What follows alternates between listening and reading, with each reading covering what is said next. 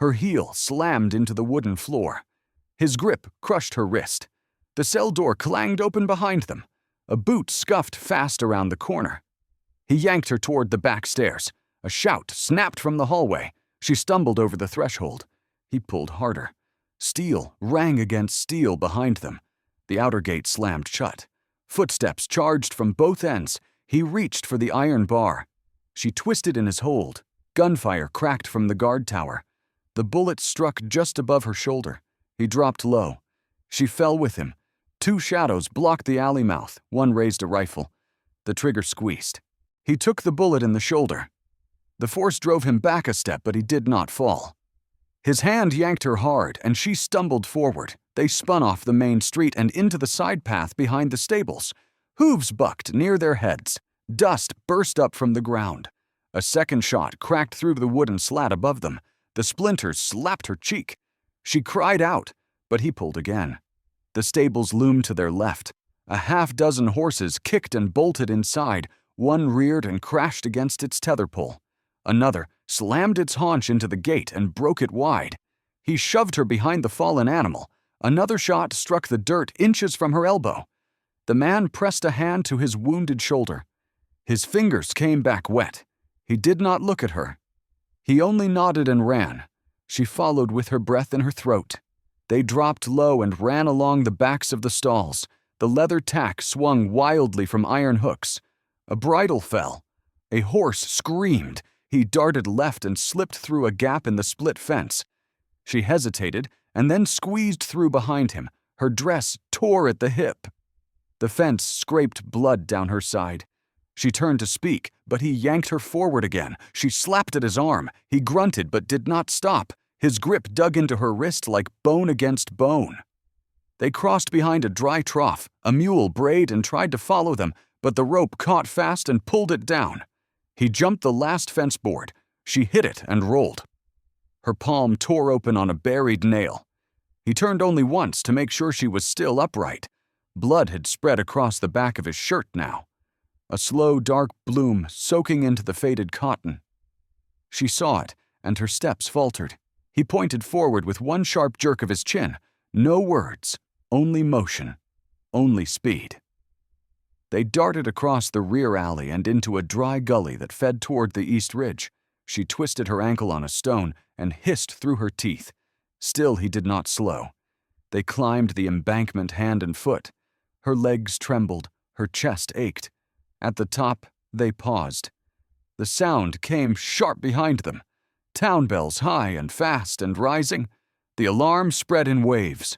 From the steeple, from the gatehouse, from the old rail tower, the bell ropes pulled by, boys too young to understand what they were ringing for. She turned and saw smoke rising from the stable yard. Not fire. Dust from the hoofbeats of pursuit. The sound of riders growing louder. The first voice shouted orders from the south wall. Another voice answered east of the smithy.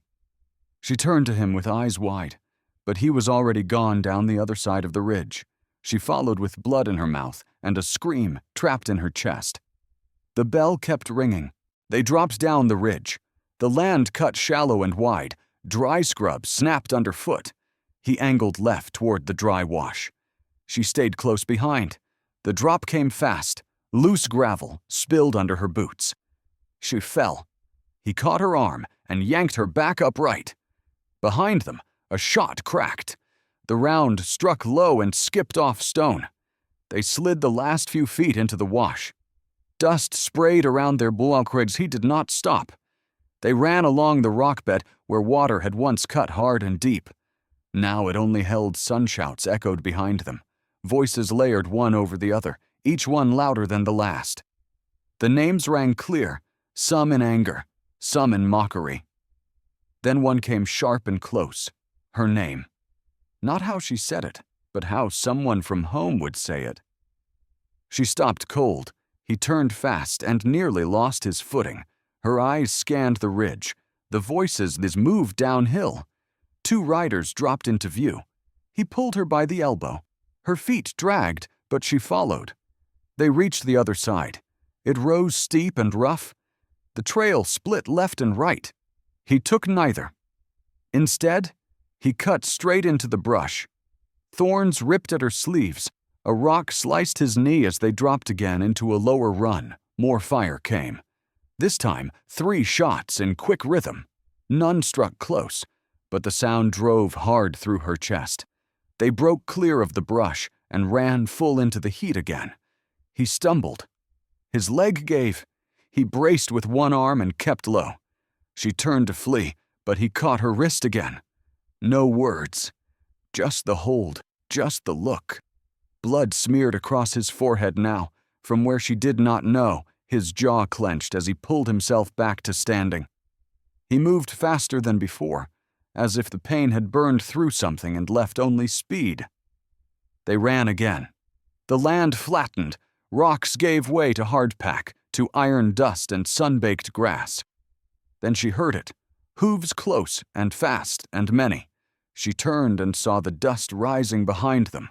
Long trail shadows, moving shapes, leather glinting in flashes between clouds of grit. She cried out. He pointed ahead. There, the old culvert ran dry across the open plain, a cracked run of stone and shadow. The earth dipped just enough to hide a body. He jumped in without pause. She dove after. Her shoulder hit dirt. The smell of old water filled her mouth. She turned flat, pressed to the stone wall. His body beside hers, one arm across her back. She could feel the pulse in his palm. Then the sound came close. Hooves hard and heavy. Riders above, one called out. The other answered. She stopped breathing.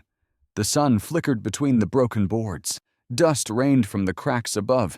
She clenched her teeth and waited. The riders passed without slowing, but the sound stayed close. She pressed her back to the stone. His chest rose hard against her shoulder. The sound above faded, but the dust still hung in the shafts of sun. She blinked it from her lashes. He did not move. His weight stayed still beside her. One breath, then another. Then his arm shifted. The cuff around his wrist scraped metal against stone. She turned to look. There it was, old iron rusted through, still closed tight on one wrist, the other half broken. The chain only 2 links long, jagged at the edge, fresh blood. Where it rubbed raw, he saw her staring. He said one word. She did not move. He said it again, slower, so not a question. Her knees ached from the ground. Her palms burned where the grit had torn them. Her breath shook as she reached. She lifted the hem of her torn dress under the lining, tied flat against her thigh, a strip of worn leather with a hidden slit. She pulled free the small wrapped cloth, handed it to him. He unfolded it fast, inside. A pistol, short barrel, black finish, dulled by use. He checked the chamber, spun it once, nodded. Tore off a strip from the same cloth, wiped his blood from the grip, tucked it against his thigh, then reached up and twisted the chain. It moved like a snake. He used it as a catch, hooked it over the edge of his boot strap, tightened it down so it would not swing. She looked at him. He looked back. Something passed in the stare, not soft, not cruel, just time.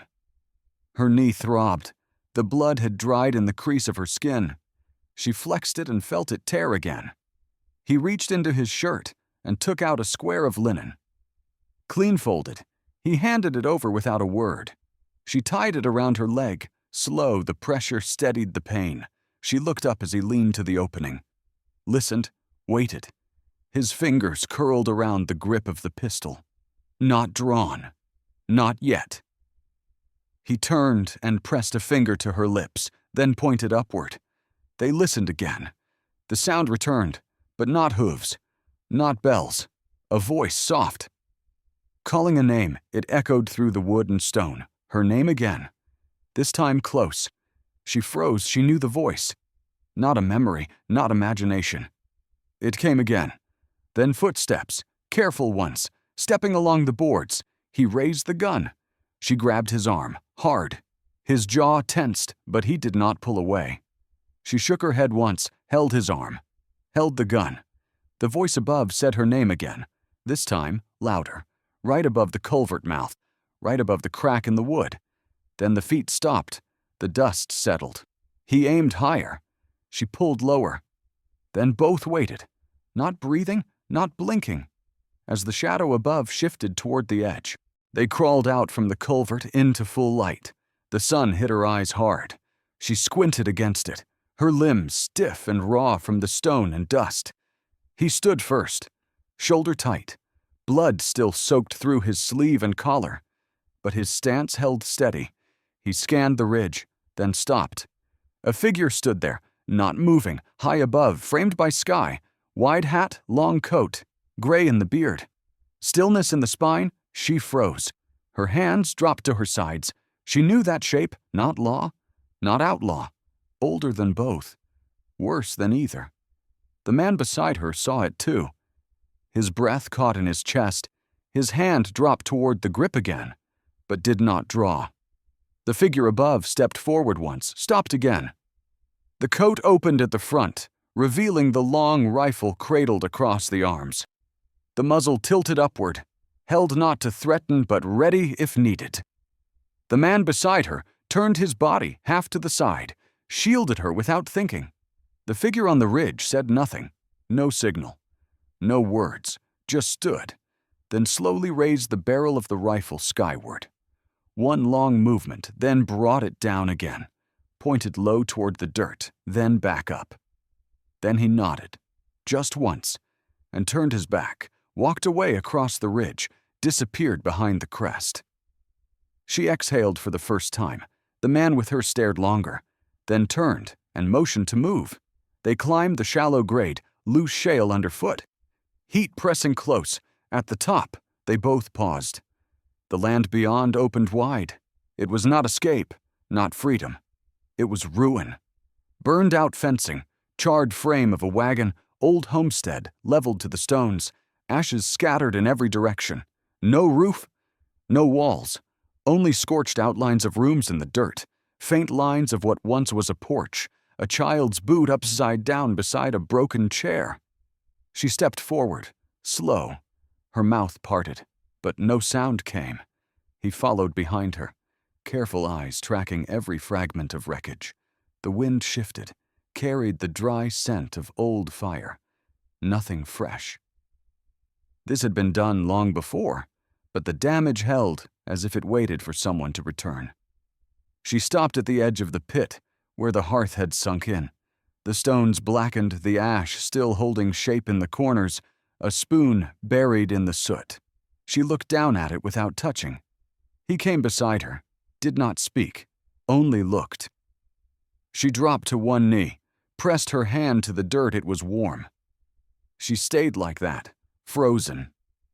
Then finally looked up at him. He met her stare. No explanation passed between them.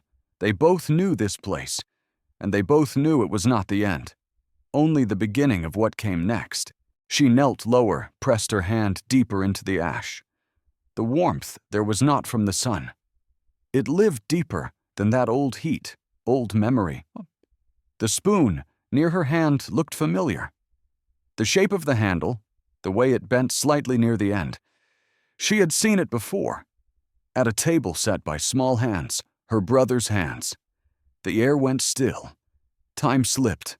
The sunlight flickered as if the wind paused with her. Then the sound came. Not outside, inside. The sound of wood crackling, of boots on plank floors, of voices speaking low. A girl's laugh, a bark of a dog in the yard, the slap of rope against saddle. Then the snap of flame. She stood in the doorway again, younger, holding a tin plate. Her brother leaned over the stove with a fork in his hand. He turned when the door burst open. Smoke rushed in behind the men. Guns raised. One of them struck first. The lamp shattered. Oil spread across the wall. The match came next. Her brother pushed her down the hall, told her to run. She remembered now. He had said her name once. That was all, once sharp. Then the fire filled the kitchen. She had crawled through the window, cut her arm on the frame, landed in the dust beside the well, watched the roof collapse in on itself. Watched the men ride off with fire still clinging to their coats. In the memory.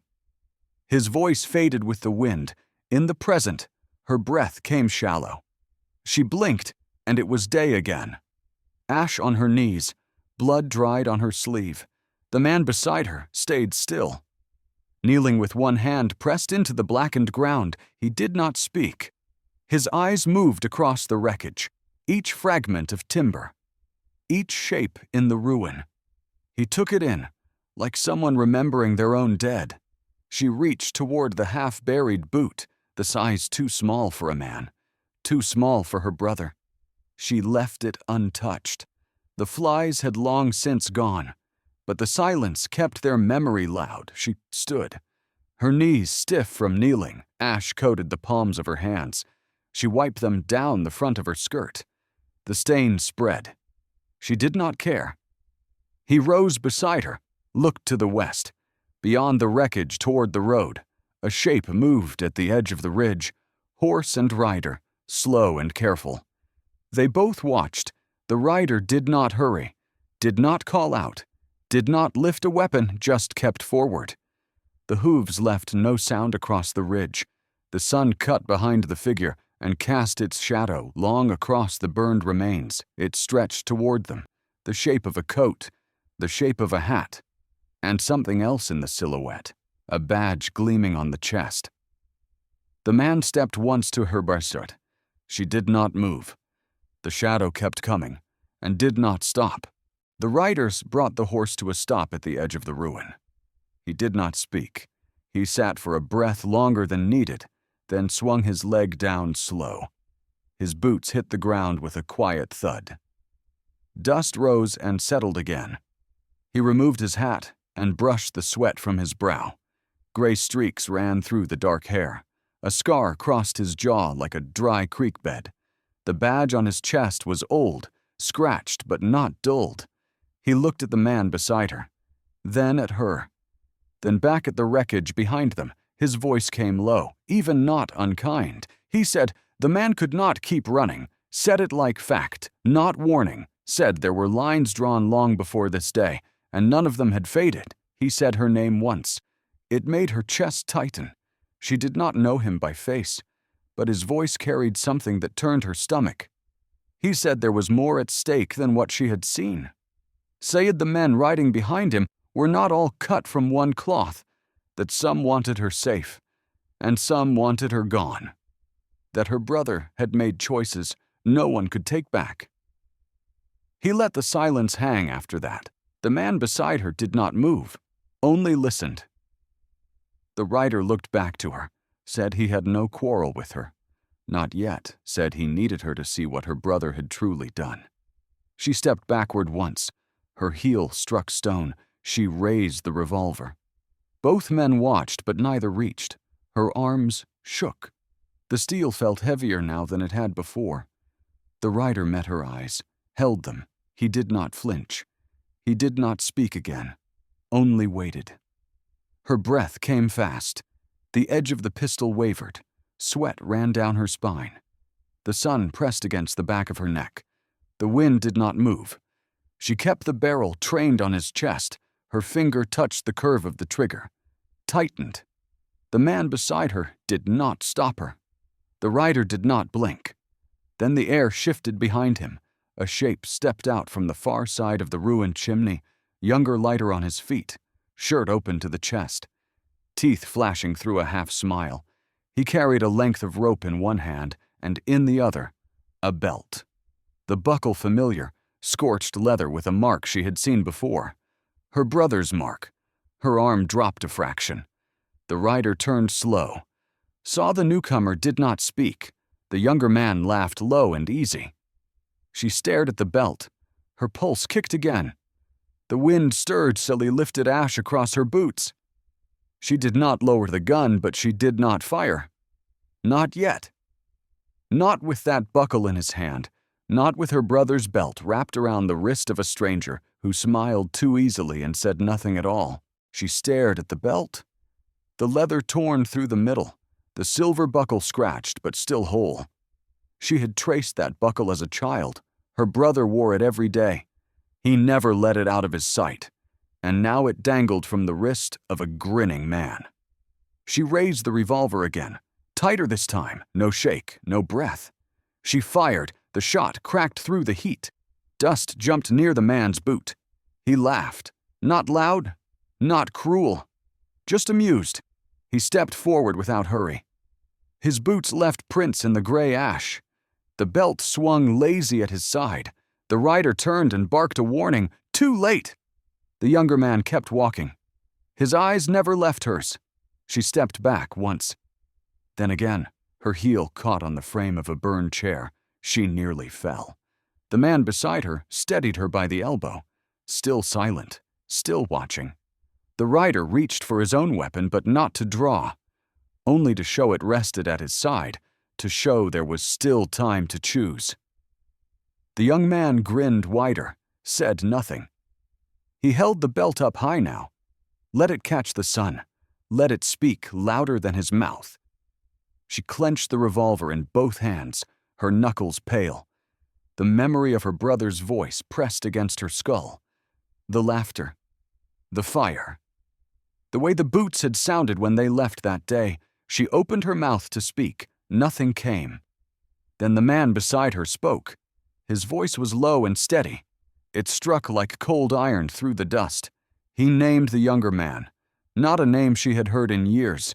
A name buried with smoke and guilt. The grinning man's expression faltered for just 1 second, then came back sharper. The older man continued, said the belt was not taken after death, said the brother had given it, said it was payment, said the fire came after, not before, said the truth was never buried, only walked away from each word dropped like a nail into dry wood. She turned her head to the man beside her. His eyes held the weight of it all, not just the fire, but the silence after. The choices made, the ones kept quiet, the ones walked with every day since she looked back at the grinning man. He no longer smiled. He lifted his hand slow, not in surrender, but to draw. From his belt came a second pistol. Not quick, not hidden, deliberate. The rider cursed under his breath. The man beside her reached for his own. She stepped back. All 3 men now stood with guns near drawn, the fire behind them forgotten. Only the belt remained between them, held like a flag of betrayal. And none of them turned away, only waited for the first shot to find its mark. The first shot tore through the quiet. She dropped fast. Dust slammed into her throat. Heat clung to her face. She did not look, only moved. Another shot cracked beside her ear. The wagon frame saved her. The old axle caught the round and splintered. She crawled lower. Her hand scraped bone against the ground. Then came the sound of boots, fast and hard and close. The man who dragged her had already drawn his steps heavy, his breath sharp. She saw him pass the broken fence line and fire twice. 1 shot. Missed 1 struck. The younger man twisted, fired back while turning. The rider moved too, but not fast enough. A bullet caught his leg. He went down behind the scorched trough, no cry, only a grunt. The gunfire kept going. The 4th man, one she had not seen, came out from behind the chimney, rifle up too clean. Too still, she raised her head and saw it. The belt, still clutched in the younger man's hand. He ran sideways toward the ruins. The man beside her followed. Blood trailed him now, dark lines on pale dirt. She tried to shout. Nothing came. Her own revolver lay lost in the ash. She crawled, fingers grabbing at broken wood. She saw the belt spin out from the younger man's hand, fell midair, and landed between them all. She lunged forward, grabbed it, rolled back hard.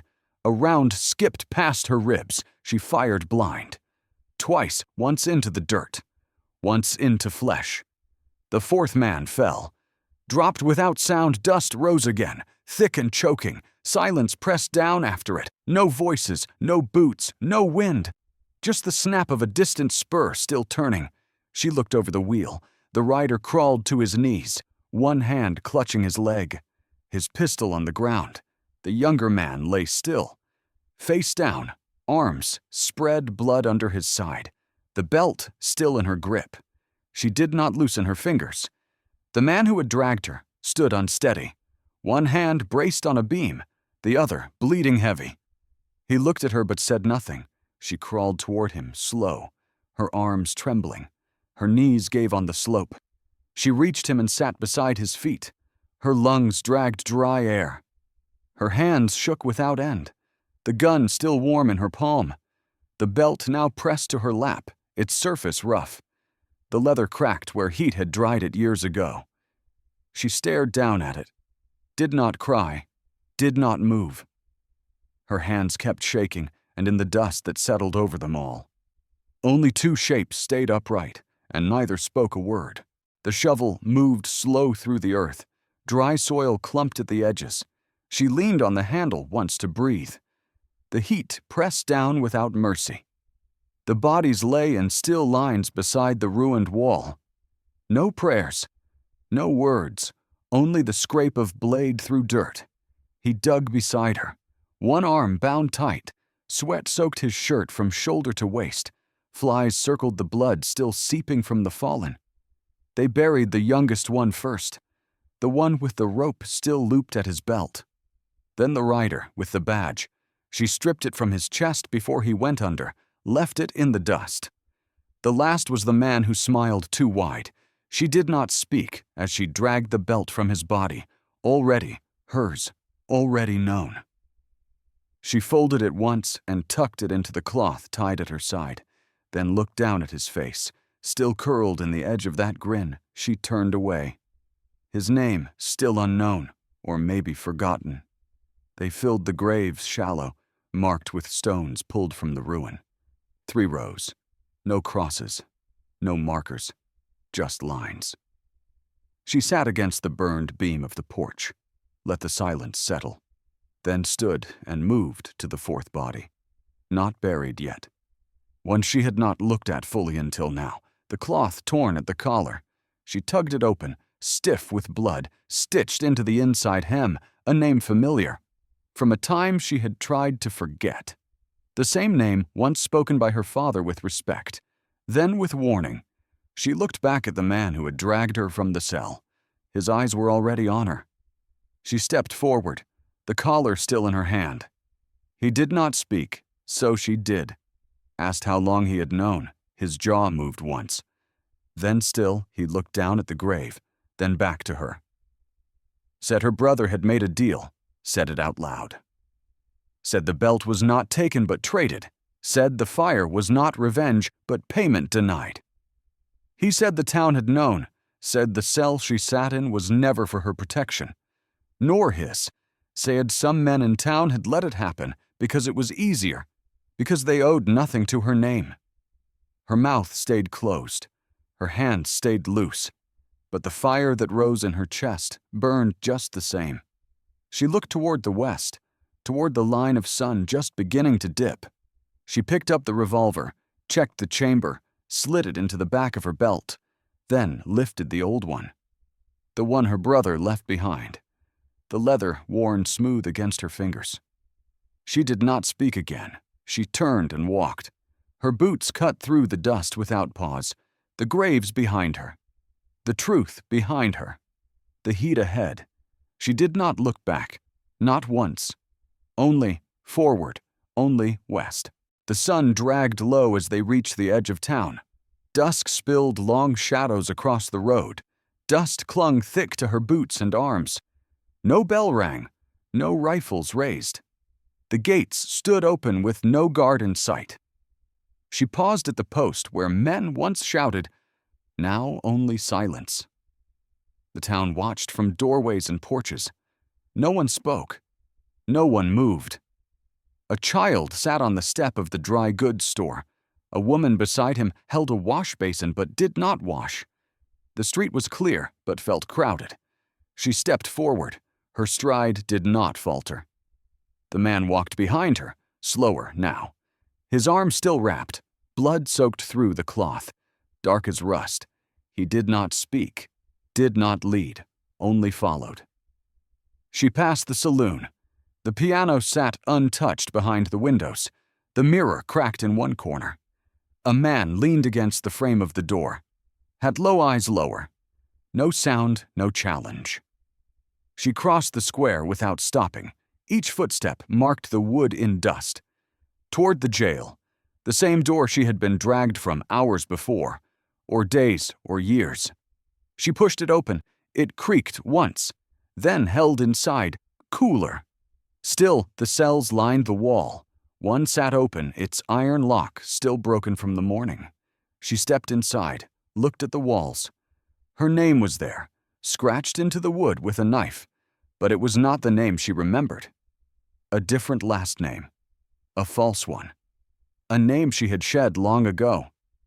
But they had written it down anyway, branded it into the grain-like truth. She reached out and ran her fingers across the marks. Slow, then turned. The new sheriff sat at the desk, younger than the last, clean clothes, eyes tired. He watched her with no weapon in reach, no badge on his chest. She asked the question, only once. He looked down at the desk, then reached into the drawer, pulled out the badge, set it on the wood between them. He did not speak. She waited. Nothing followed, only the sound of her breath. She stepped forward and took the badge, held it in her palm. It was colder than she expected. She turned it once, then placed it on the desk, face up. Let it rest beside the ink bottle. She looked at the cell again, then walked out. The door stayed open behind her. She stepped into the square. The sky held a deep orange over the rooftops. The townsfolk still watched, but now, with something different in their faces. Not fear, not anger, not respect. Something closer to waiting. She did not wait. She kept walking, the belt tied across her back, the sun behind her, the jail behind her, the past behind her. And not one hand reached to stop her passage through the gate. The saddle creaked with each step of the horse, leather flexed slow under her weight. She did not shift. She did not need to. The rhythm held. The dust rose soft around her boots. The trail stretched ahead, wide and flat. Beside her, he rode without sound, his reins loose, his shoulders steady. No blood now. No rope, no chain. The iron had been cut clean and tossed into the ravine that morning. Neither of them spoke. There was nothing left to say. The sun sat low behind them. Long lines of gold trailed over the rocks. Her hand rested on the horn, fingers curled tight around the belt, the one she had taken from the man, who smiled too easy. The one her brother gave up before fire swallowed everything. She had not let it go. Not once it stayed wrapped against her palm, its weight a reminder. The trail curved and they followed. Wind passed gentle between dry shrubs and brittle grass. She glanced once at the edge of the rise, the place where the last revolver lay, buried, wrapped in cloth, pressed under stone.